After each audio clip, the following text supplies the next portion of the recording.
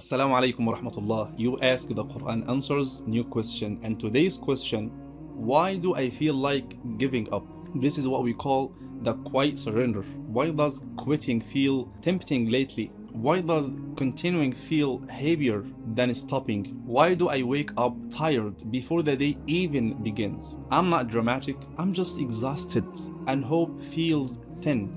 The Quran names this moment when Allah subhanahu wa ta'ala says, أم حسبتم أن تدخلوا الجنة ولما يأتكم مثل الذين خلوا من قبلكم. Do you think you will enter paradise without experiencing what those before you experienced? So wanting to give up often appears right before meaning deepens. This feeling is not the end, it is a crossing point. But the question is, why does quitting feel so close? Ask yourself, ask your heart, have I been giving without refilling? Did I expect ease to be constant? Did I mistake delay for denial? Some scholars said many people quit not because the path is wrong, but because the test intensified. So pressure increases near transformation. Pay attention. So that's why Al-Quran gives us some models like the prophets under the strain, the prophets and the messengers of Allah subhanahu wa ta'ala. Allah subhanahu wa ta'ala described a moment of extreme hardship when he says, حتى إذا استيأس الرسل وظنوا أنهم قد كذبوا جاءهم نصرنا. Until the messengers despaired and thought they were denied,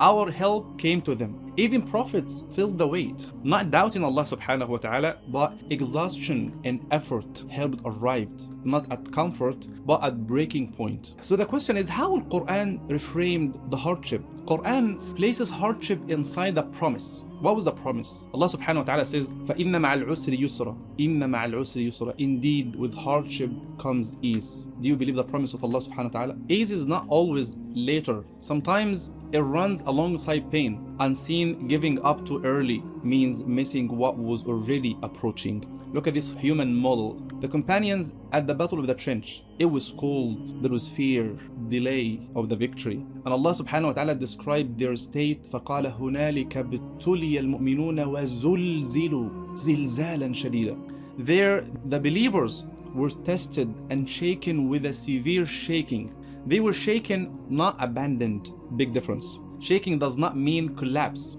It means pressure is real. So the Quran commands persistence without denying fatigue. Like you get tired. Allah subhanahu wa ta'ala says, وَلَا تَهِنُوا وَلَا تَحْزَنُوا وَأَنْتُمُ الْأَعْلَوْنَ إِن كُنْتُم مُؤْمِنِينَ. Do not weaken and do not grieve. You will prevail if you are believers. This is not a demand to feel strong.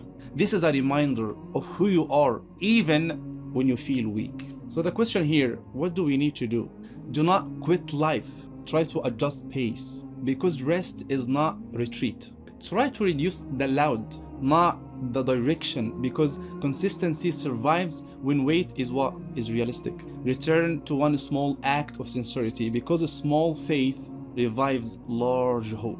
Repeat this grounding truth. I continue, even slowly.